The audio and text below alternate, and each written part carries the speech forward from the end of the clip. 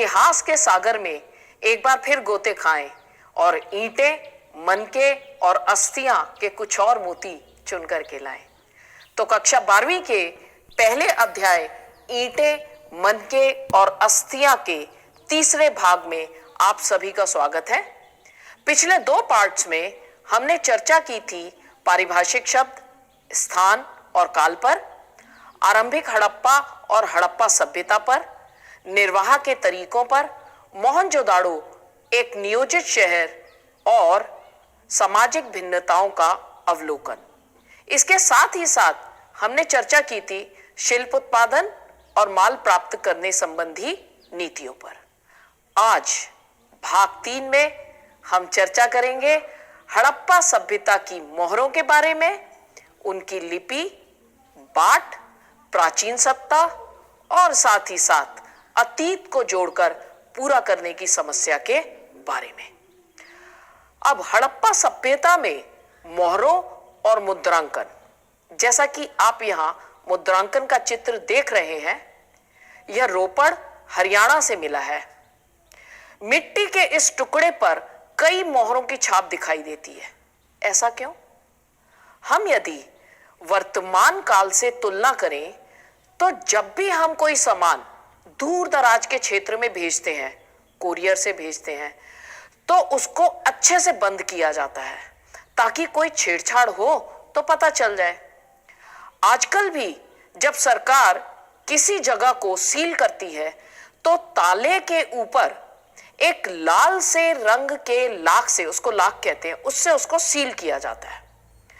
उन दिनों में भी कल्पना कीजिए, अगर सामान से भरा एक थैला हम एक जगह से दूसरी जगह पर जब भेजते होंगे तो उसका मुंह रस्सी से बांधा गया और गांठ पर थोड़ी गीली मिट्टी जमाकर एक या एक से अधिक मोहरों से उसे दबाया गया। इससे मिट्टी पर मोहरों की छाप पड़ गई। अब अगर यह थैला जिस तक पहुंचना है, अपने पहुंचने के गंतव्य स्थान तक पहुंचने तक बिना टूटे अगर पहुंच गया, तो इसका मतलब है कि थैले के साथ किसी तरह की छेड़छाड़ नहीं की गई है और जो उस पर मुद्रण किया गया है उससे उसके बेचने वाले की पहचान का पता चलता है। अब अगर आजकल हम देखें तो कई जगह स्टैंप का प्रयोग किया जाता है। इंक पर उसको छाप लगाई और उसको पेपर पर जोर से छाप दिया। तो उसी तरह से उन दिनों उस पर मुद्रांकन किया जाता था गीली मिट्टी से। अब अक्सर एक वर्गाकार मोहर, जैसा कि आप यहां चित्र में भी देख रहे हैं, वर्गाकार मोहर मिली है। इस मोहर पर जानवर उत्कीर्णित है जो एक श्रृंगी का मतलब होता है एक सींग वाला लगता है और उसके ऊपर एक पंक्ति में कुछ लिखा है। हो सकता है कि मालिक का नाम और उसकी पदवी को यह दर्शाता हो। अब कुछ इतिहासकारों या विद्वानों का यह मानना है कि इस पर बना चित्र, जो आमतौर पर जानवर का ही था, शायद अनपढ़ लोगों को इसका अर्थ समझाने के लिए उत्कीर्णित किया होगा। क्यों? क्योंकि अनपढ़ लोग लिखा हुआ तो पढ़ नहीं पाएंगे। और दूसरी तरफ जो आयताकार तरह की मोहरें मिली हैं, उन पर कोई भी चित्र उत्कीर्णित नहीं है, उन पर केवल और केवल कुछ लिखा हुआ मिला है। जब हम कहते हैं कि मोहरों पर कुछ लिखा हुआ मिला है, तो इसका क्या मतलब हुआ? इसका अर्थ है कि लिखने के लिए लिपि होगी। अब यहां प्रश्न होता है, लिपि क्या है? जब कभी आप देखिए हिंदी भी हम लिखते हैं तो हिंदी को जब हम बोलते हैं तो हिंदी है, जब लिखते हैं तो उसको लिखने के लिए देवनागरी लिपि चाहिए। तो हड़प्पा में भी जो लिखा गया उसकी लिपि रही होगी, लेकिन हड़प्पा लिपि को आज भी एक रहस्यमय लिपि माना जाता है। क्यों? क्योंकि यह लिपि आज तक पढ़ी ही नहीं जा सकी है। फिर भी जो अनुमान लगाया गया है कि ज्यादातर अभिलेख जो मिले हैं वो छोटे हैं, सबसे लंबा हड़प्पाई लिपि में अगर कोई अभिलेख मिला है उसमें है लगभग 26 चिन्ह। अब यह लिपि पढ़ी तो नहीं जा सकी है, लेकिन एक बात निश्चित रूप से कही गई है, क्या कि यह लिपि वर्णमालीय नहीं है। वर्णमालीय अर्थात जैसे कि देवनागरी लिपि में हर चिन्ह एक स्वर या व्यंजन को दर्शाता है, इसीलिए उसे वर्णमालीय कहा गया है। लेकिन हड़प्पाई लिपि वर्णमालीय नहीं है, यह चिन्हात्मक है, क्योंकि इसमें चिन्हों की संख्या लगभग 375 से लेकर 400 के बीच मानी गई है। ऐसा लगता है कि यह लिपि उर्दू की तरह दाईं से बाईं ओर लिखी जाती थी। यह बात कैसे कही जा सकती है? कुछ मोहरों पर दाईं ओर चौड़ा अंतराल है, जबकि बाईं ओर यही अंतराल संकुचित दिखता है। अगर हम तुलना करें तो वर्तमान समय में जैसे हम हाशिया खींचते हैं, यानी जहां से हम लिखना शुरू करते हैं और वाक्य के अंत तक आते आते अगर जगह कम पड़ जाती है, तो हमारी कोशिश रहती है कि थोड़ा सा संकुचित करके वाक्य के अंत तक आते आते इसी लाइन में यह वाक्य पूरा हो जाए। इसी आधार पर इतिहासकारों ने यह अनुमान लगाया है कि लिपि को लिखने वाले ने अपनी दाईं ओर से लिखना शुरू किया और बाईं ओर जगह कम पड़ गई। मोहरों पर, तांबे के औजारों पर, मर्तबान के मुंह पर, तांबे और मिट्टी की लघु पट्टिकाओं पर, आभूषणों पर, अस्थि छड़ों पर इस तरह की लिखावट मिली है। अभी भी आप कई बार देखते हो, धातु के बर्तन होते हैं, उस पर मालिक का नाम खुदा हुआ होता है। तो हम कल्पना कर सकते हैं कि उस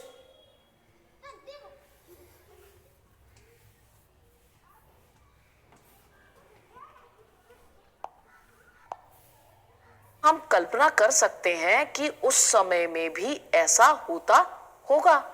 तो इसीलिए जो है ऊपर में उन्होंने कुछ ना कुछ लिखा है जो दर्शाता होगा कि इसका मान है। यहां चित्र में आप देख सकते हैं एक प्राचीन सूचना पट्ट है। सूचना पट्ट यानी जो आपको कोई सूचना बताता है। जैसे विद्यालयों में भी आप देखते हैं कि बाहर सूचना पट्ट होता है, उस पर कोई ना कोई विद्यालय से संबंधित सूचना लिखी हुई होती है। तो उसी तरह एक प्राचीन सूचना पट्ट मिला है। इस सूचना पट्ट में चिन्ह बने हुए हैं। यह हड़प्पा सभ्यता से संबंधित है। हो सकता है कि जो खत्म हो जाती है यानी नष्ट प्राय चीजें जो है उस पर भी लिखा जाता होगा। तो इसका क्या यह अर्थ हुआ कि ज्यादातर लोग पढ़ लिख सकते थे, यानी कि क्या साक्षरता व्यापक थी? ये एक प्रश्न चिन्ह है और आज भी अनुसंधान का विषय है। आजकल आपने देखा होगा, सब्जी खरीदते हैं या सुनार के पास गए तो सुनार एकदम छोटे छोटे बाटों का उपयोग करते हैं और सब्जी वाले के पास किलो, 2 किलो, आधा किलो के बाट होते हैं। उसी तरह हड़प्पा सभ्यता में हमें चर्ट नाम के पत्थर के बने बाट मिले हैं, लेकिन इन बाटों पर आमतौर पर कोई भी निशान नहीं था। ये बाट घनाकार थे और लेन देन के एक बहुत ही सूक्ष्म और शुद्ध प्रणाली से ये नियंत्रित थे। उस समय उनके बाट 2 तरह के थे। आप यहां चित्र में भी उसको देख सकते हैं। वो कौन से 2 तरह के थे?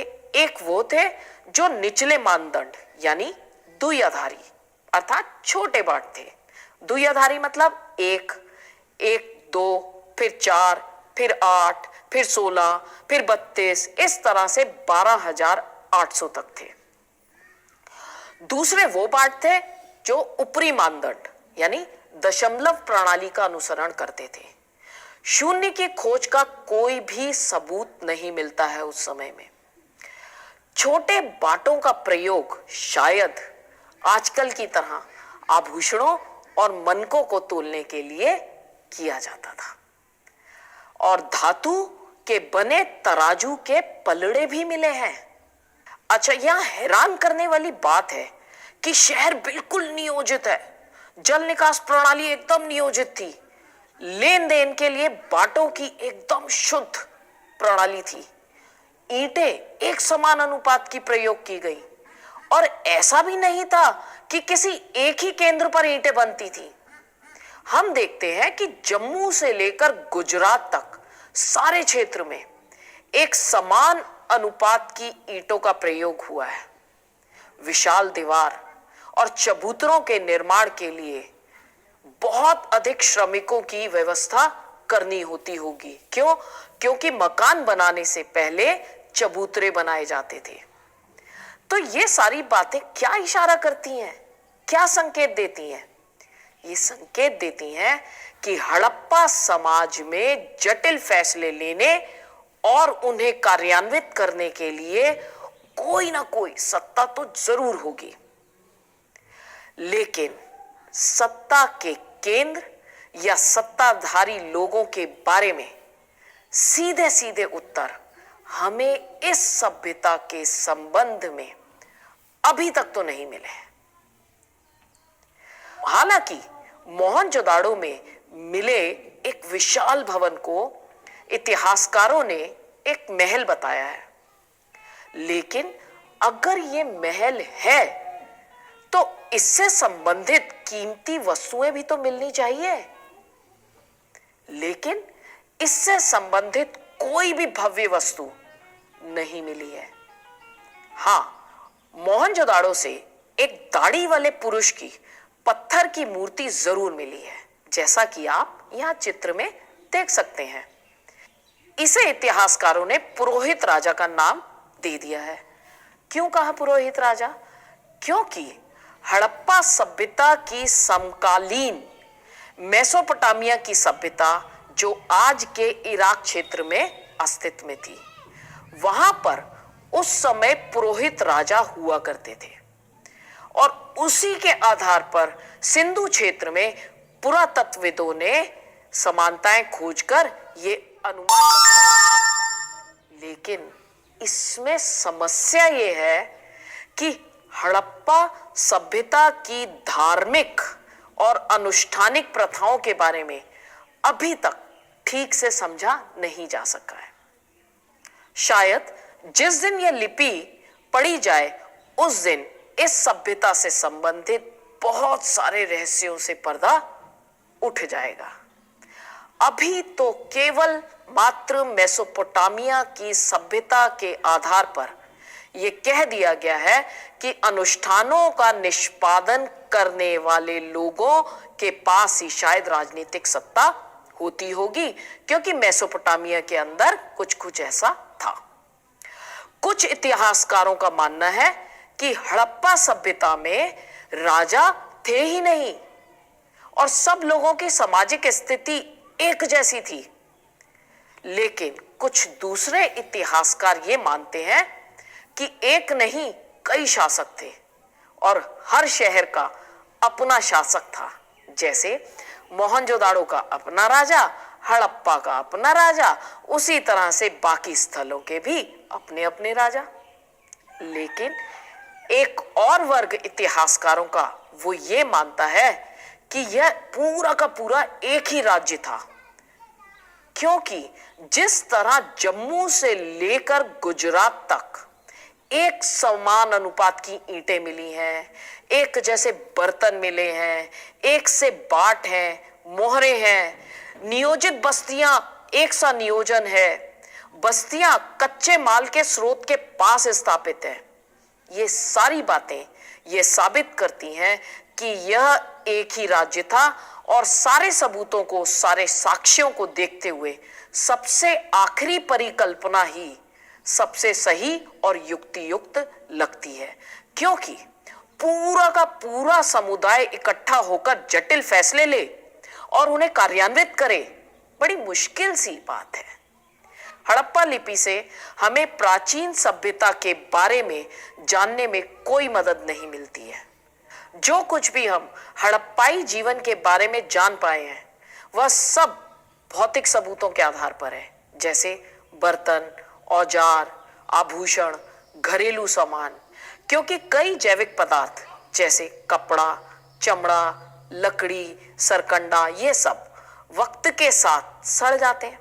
और वह भी भारत की जलवायु में, जहां उष्ण कटिबंधीय जलवायु है।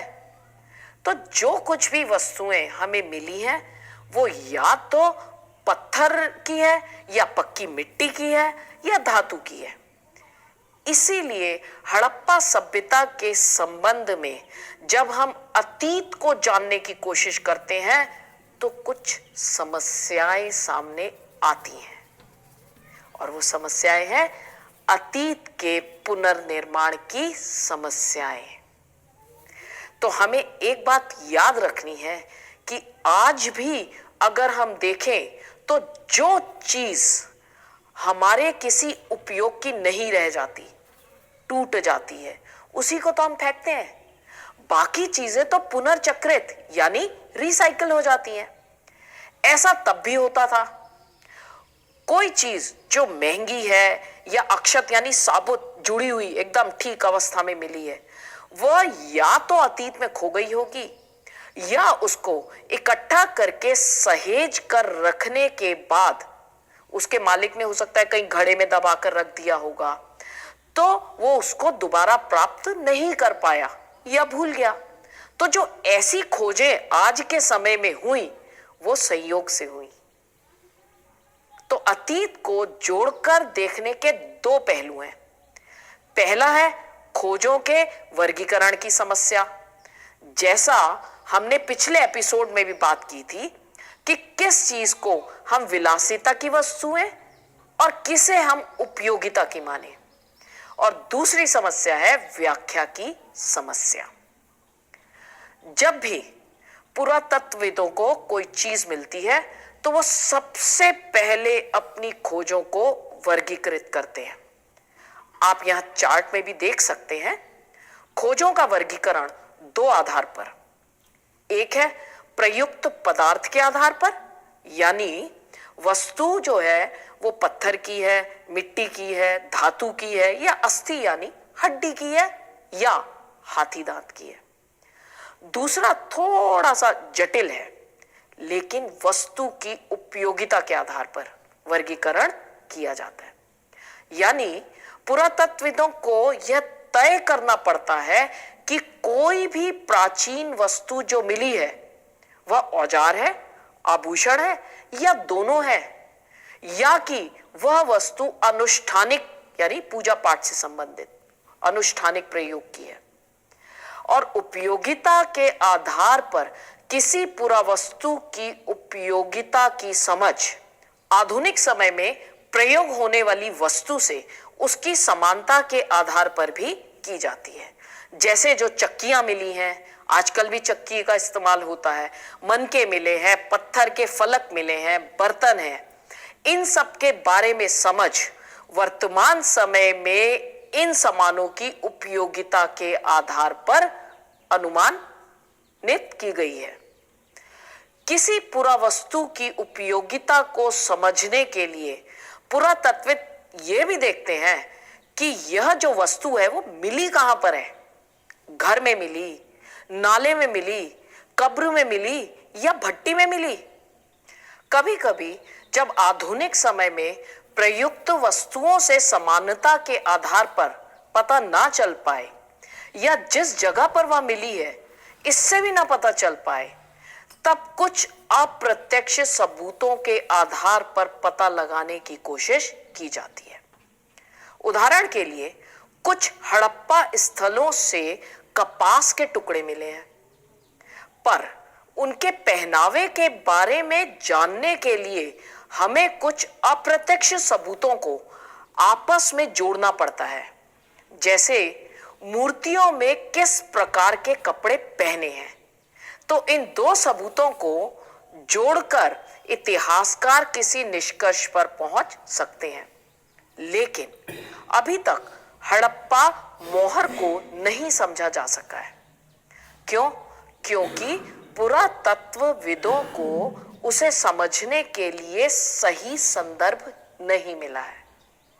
खोज जारी है और इसका अनुमान केवल उसके सांस्कृतिक अनुक्रम यानी कि वह कहां पर मिली और मेसोपोटामिया में हुई खोजों की तुलना करके उसके संदर्भ को समझने की कोशिश की गई है। अतीत को जोड़कर पूरा करने की समस्या में दूसरी समस्या आती है व्याख्या की समस्या। सबसे अधिक समस्या आई है हड़प्पा वासियों के धार्मिक प्रथाओं के पुनर्निर्माण में।